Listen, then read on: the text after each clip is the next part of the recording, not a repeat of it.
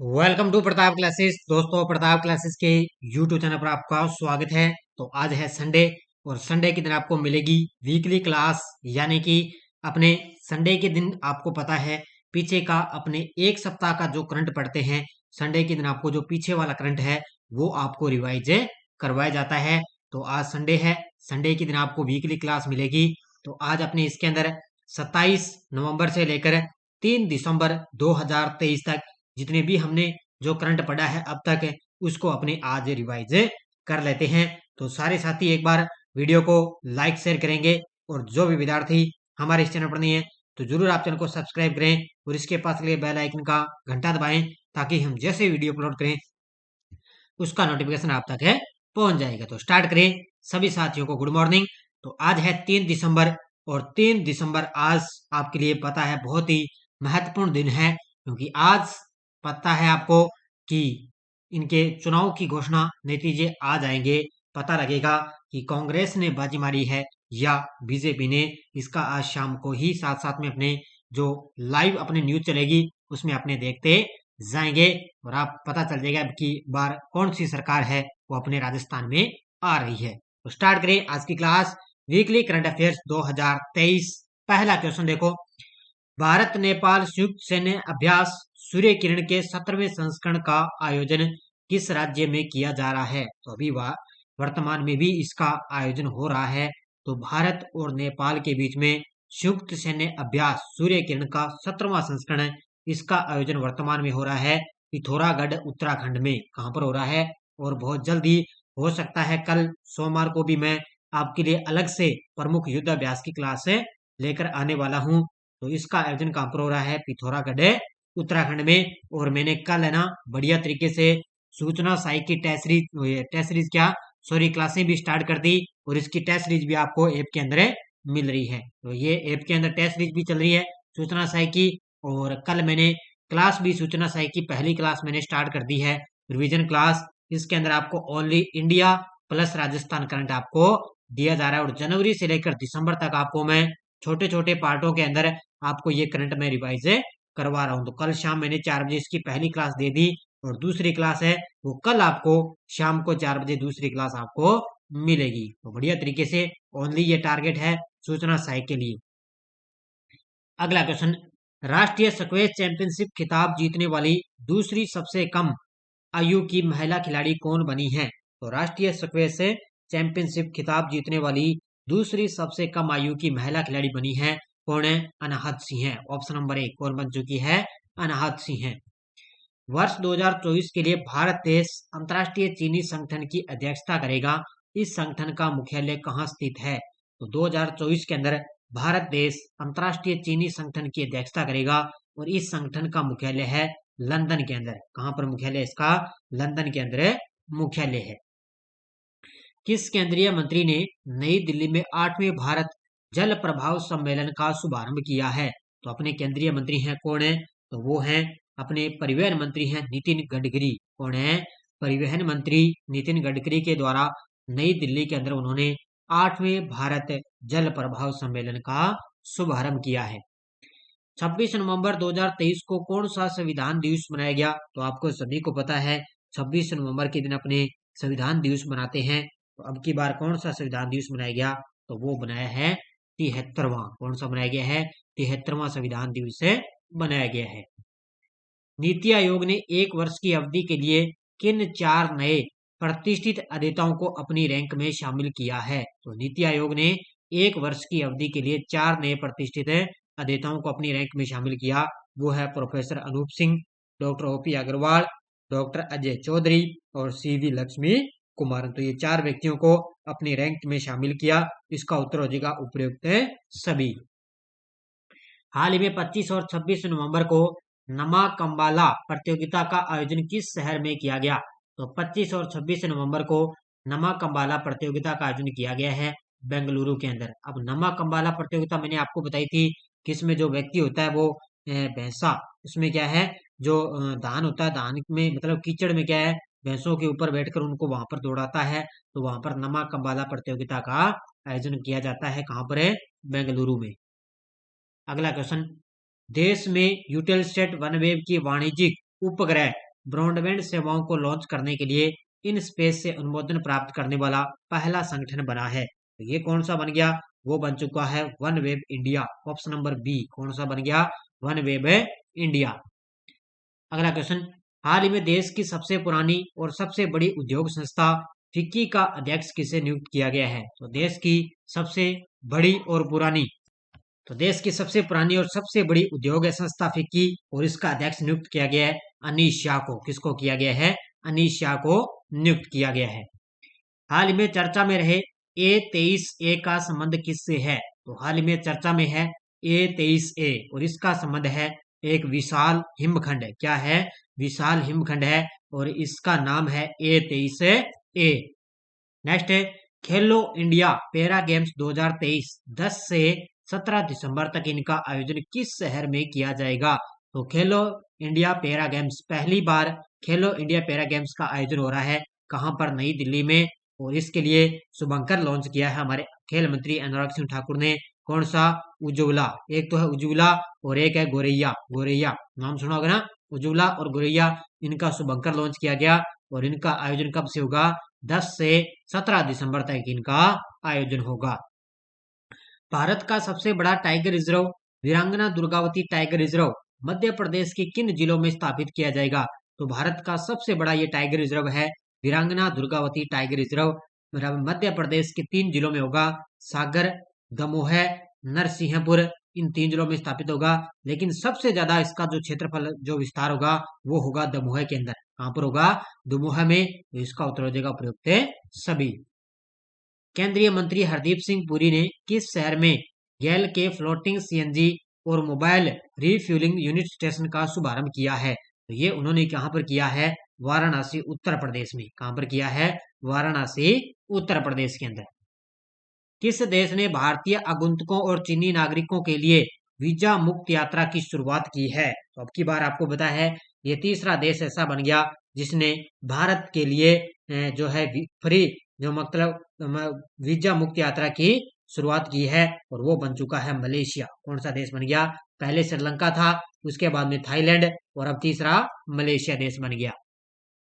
Supreme court में संविधान दिवस पर किसने डॉक्टर भीमराव अंबेडकर की 7 फीट से अधिक ऊंची प्रतिमा का अनावरण किया है? तो आपको सभी को पता है जब संविधान दिवस मनाया गया 26 नवंबर को, उस समय संसद के अंदर डॉक्टर भीमराव अंबेडकर की 7 फीट से अधिक ऊंची प्रतिमा का अनावरण किया गया और ये किसने किया? हमारे देश की राष्ट्रपति द्रौपदी जी मुर्मू ने। किसने? हमारे देश की राष्ट्रपति द्रौपदी जी मुर्मू ने। 2001 से 2023 तक 213 देशों को $677 बिलियन की सहायता देकर कौन सा देश अग्रणी सहायता प्रदाता के रूप में उभरा? और वो उभर चुका है अमेरिका। यानी कि सबसे ज्यादा जो सहायता है ना दूसरे देशों को अगर देता है तो वो अमेरिका देश है देता है। उत्तर प्रदेश सरकार ने किस दिन को नो नॉन वेज डे घोषित किया है? हाल ही में उत्तर प्रदेश सरकार ने किस दिन को नो नॉन वेज डे घोषित किया? यानी कि 25 नवंबर को शनिवार था और इसी के दिन आपको पता है उत्तर प्रदेश की सरकार ने नो नॉन वेज डे घोषित कर दिया। यानी कि जो बूचड़ खाने हैं, मांस की दुकानें हैं, वो इसमें बंद रहेगी।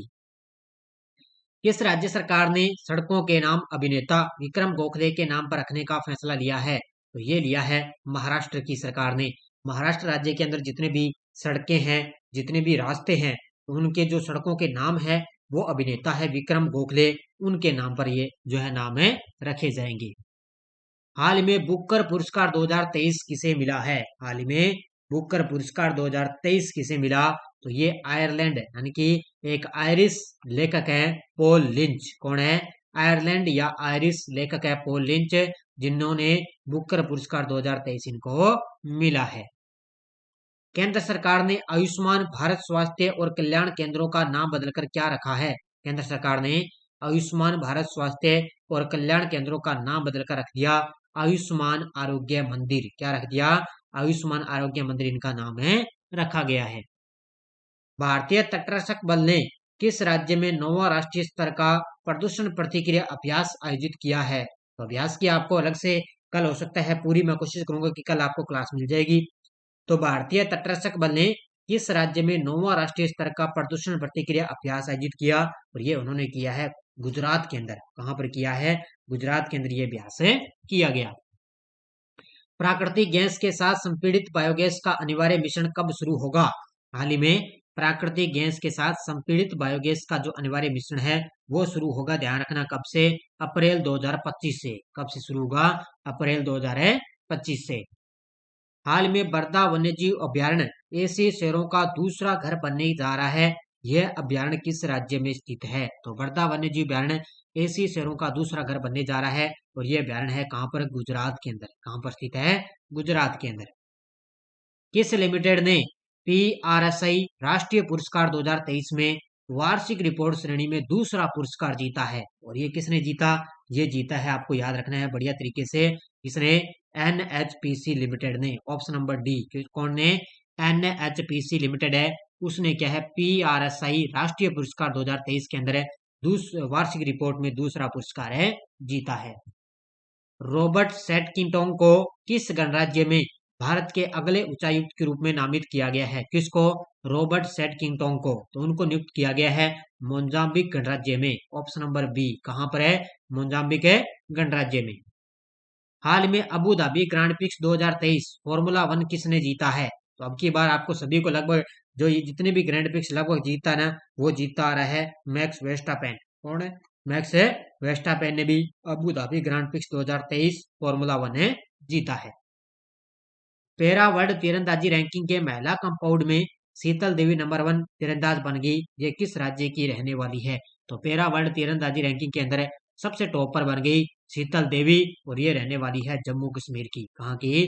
जम्मू कश्मीर की। और जो पैरा पैरा खेल हुए थे ना, पैरा एशियाई गेम्स, उसके अंदर उन्होंने एक साथ 2 गोल्ड मेडल भी जीते थे। दोहा कतर में आयोजित world 6 red women snooker championship का खिताब किसने जीता है? तो दोहा कतर के अंदर इसका आयोजन हुआ। इसके अंदर वर्ल्ड 6 रेड विमेन स्नूकर के अंदर किसने इसके अंदर पदक जीता? तो वो जीता है विद्या पिल्लई ने। किसने? विद्या पिल्लई ने इसका खिताब जीता है। हाल में इटली ने फाइनल में किस टीम को हराकर 47 साल बाद डेविस कप 2023 जीता? तो 47 साल बाद देखो इटली ने फाइनल के अंदर हराया किसको? ऑस्ट्रेलिया को। किसको हराकर है? ऑस्ट्रेलिया को हराकर 47 साल बाद डेविस कप 2023 जीता। किसने जीता है? इटली ने। 54वें भारतीय अंतर्राष्ट्रीय फिल्म महोत्सव में किस फिल्म को सर्वश्रेष्ठ फिल्म का गोल्डन पीकॉक पुरस्कार मिला है? तो आपको सभी को पता है 54वें जो भारतीय अंतर्राष्ट्रीय फिल्म महोत्सव का आयोजन हुआ गोवा की राजधानी पणजी के अंदर। कहाँ पर हुआ? गोवा की राजधानी पणजी में इनका आयोजन हुआ और सर्वश्रेष्ठ फिल्म का गोल्डन पीकॉक पुरस्कार जीता है एंडलेस बॉर्डर्स ने। Option number D. किसने जीता है? एंडलेस बॉर्डर्स ने। हाल में दुनिया का 8वां अजूबा अंगोरवाट मंदिर बना है। यह मंदिर किस देश में स्थित है? तो दुनिया का 8वां अजूबा कौन सा बन गया? अंगोरवाट मंदिर। और यह मंदिर है कंबोडिया के अंदर। कहां पर है?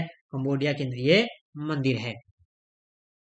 हाल में मरियम वेबस्टर डिक्शनरी ने 2023 के लिए वर्ल्ड ऑफ द ईयर किसे घोषित किया है? तो मरियम वेबस्टर डिक्शनरी ने 2023 के लिए वर्ल्ड ऑफ द ईयर घोषित किया है प्रमाणिक को। किसको किया है?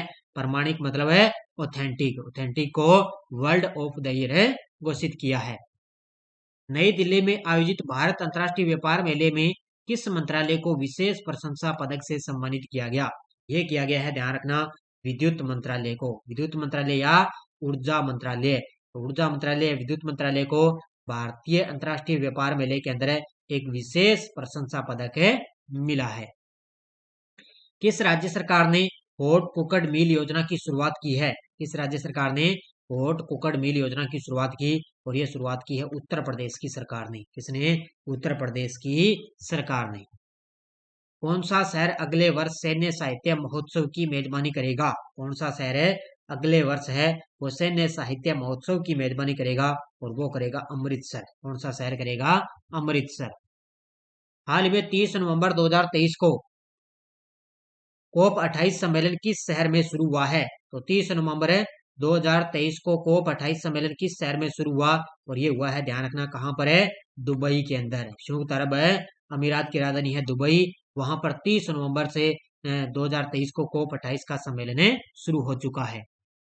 कौन से 2 देश अगले वर्ष की पहली तिमाही में व्यापक पृथ्वी अवलोकन के लिए NASA ISRO synthetic aperture radar यानी कि निसार उपग्रह को लॉन्च करेंगे? तो आगे 2024 की शुरुआत के अंदर दो देश भारत और अमेरिका दोनों देश नासा और इसरो के सहयोग से रडार यानी कि निसार उपग्रह को लॉन्च करेंगे।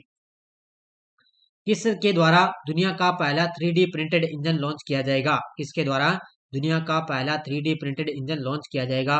और वो लॉन्च करेगा अग्निकुल। कौन सा करेगा? अग्निकुल स्टार्टअप है यानी कि एरोस्पेस वो लॉन्च करेगा। केंद्र सरकार ने प्रधानमंत्री गरीब कल्याण अन्न योजना की अवधि कब तक बढ़ाई है? केंद्र सरकार ने, अब याद रखना, पहले जनवरी 2024 तक थी, लेकिन अब इसको आगे 5 साल के लिए इसका कार्यकाल बढ़ा दिया, तो ये कर दिया है दिसंबर 2028 तक। कब तक कर दिया? दिसंबर 2028 तक इसका कार्यकाल कर दिया। शिक्षा मंत्री धर्मेंद्र प्रधान ने किस शहर में संत कवि भीम बोही महिमा पंथ की विरासत पर 2 दिवसीय अंतर्राष्ट्रीय संगोष्ठी का उद्घाटन किया है? तो ये कहां पर किया है? ये किया है भुवनेश्वर। कहां पर है? भुवनेश्वर, उड़ीसा के अंदर उन्होंने उद्घाटन किया। किसने? शिक्षा मंत्री धर्मेंद्र प्रधान ने। नेक्स्ट है, अडानी पावर लिमिटेड किस संयंत्र में 330 मेगावाट का बॉयलर चलाने के लिए कोयले के साथ हरित अमोनिया का उपयोग करेगी? और वो करेगी कहां पर है? मुंद्रा संयंत्र में। ये मुंद्रा संयंत्र है कहां पर है? ये गुजरात के अंदर है। और इसके अंदर अब अडानी पावर क्या करेगा? 330 मेगावाट का जो बॉयलर चलाएगा उसके अंदर अब कोयले के साथ हरित अमोनिया का उपयोग करेगी। समलैंगिक विवाह का पंजीकरण करने वाला पहला दक्षिण एशियाई देश कौन सा बना है? हाल ही में समलैंगिक विवाह का पंजीकरण करने वाला पहला दक्षिण एशियाई देश बन गया और वो बन चुका है नेपाल देश। कौन सा बन गया? नेपाल। 287 किलोमीटर लंबी भारत की सबसे बड़ी सर्कुलर रेलवे कहाँ स्थापित होगी? तो अभी आगे जो आगामी जो 5 सालों के अंदर क्या है, 287 किलोमीटर लंबी भारत की सबसे बड़ी सर्कुलर रेलवे स्थापित होगी बेंगलुरु के अंदर। कहां पर होगी? बेंगलुरु में। अगर आपसे वर्तमान में पूछे कौन सी है तो वो है चेन्नई के अंदर। कहां पर है? चेन्नई के अंदर। नेक्स्ट देखो, 2023 यूएनएचसीआर नॉनसेंस शरणार्थी पुरस्कार वैश्विक पुरस्कार विजेता किसे नामित किया गया? तो 2023 का यूएनएचसीआर नॉनसेंस शरणार्थी पुरस्कार मिला, ये मिल चुका है अब्दुल्ला माहिर को। ऑप्शन नंबर डी, किसको मिला है? अब्दुल्ला माहिर को। नितिन गडकरी ने किस राज्य में लग्जरी जहाज क्लासिक इंपीरियल का शुभारंभ किया है? तो नितिन गडकरी ने किस राज्य के अंदर लग्जरी जहाज क्लासिकल इंपीरियल का शुभारंभ किया? और ये किया केरल के अंदर। कहां पर किया है? केरल के अंदर शुभारंभ किया गया। नोबेल शांति पुरस्कार विजेता हेनरी किसिंजर का निधन हो चुका है। ये किस देश के पूर्व विदेश मंत्री थे? तो नोबेल शांति पुरस्कार इनको मिल चुका था, हेनरी किसिंजर। इनका हाल ही में निधन हो गया और ये थे अमेरिका के पूर्व विदेश मंत्री। कौन थे? अमेरिका के पूर्व विदेश मंत्री। हाल में ग्राम पंचायत बैंकिंग के लिए किस राज्य के मुख्यमंत्री ने AMA बैंक योजना शुरू की है? AMA, तो इसकी शुरुआत की है उड़ीसा के सीएम। कौन है उड़ीसा के सीएम? नवीन पटनायक। उन्होंने ग्राम पंचायत बैंकिंग के लिए AMA बैंक योजना शुरू की है। वायुसेना सेना की महिला अधिकारी मनीषा पांडे को भारतीय सशस्त्र बल में भारत की पहली महिला सहायक डी कैंप के रूप में नियुक्त किया गया। ये किस राज्य की रहने वाली है? तो ये है उड़ीसा की रहने वाली। कहाँ की रहने वाली है? उड़ीसा राज्य की। पंजाब ने किस राज्य को प्लेंटी शूटआउट में हराकर सीनियर पुरुष राष्ट्रीय हॉकी चैंपियनशिप जीती है? तो पंजाब ने क्या है? सीनियर पुरुष हॉकी राष्ट्रीय चैंपियनशिप जीत ली। किसको हराया? तो पंजाब ने हराया है हरियाणा को। किसको हरा दिया? हरियाणा को। प्रधानमंत्री ने किस राज्य के देवघर में 10,000वें जन औषधि केंद्र का उद्घाटन किया है? तो ये देवघर है कहां पर है? तो हमारे देश के प्रधानमंत्री मोदी जी ने देवघर झारखंड, कहां पर है ये? देवघर है झारखंड के अंदर। वहां पर उन्होंने 10,000वें जन औषधि केंद्र का उद्घाटन किया है और आगामी उन्होंने 25,000 जन औषधि केंद्र खोलने का लक्ष्य रखा है। किस प्रसिद्ध लेखिका को फ्रांसीसी सरकार द्वारा night of the order of art and letters से सम्मानित किया गया? तो ये फ्रांसीसी सरकार द्वारा इनको सम्मानित किया गया। ये किया गया अर्शिया सतार को। ऑप्शन नंबर डी, किसको किया गया है? अर्शिया सतार को।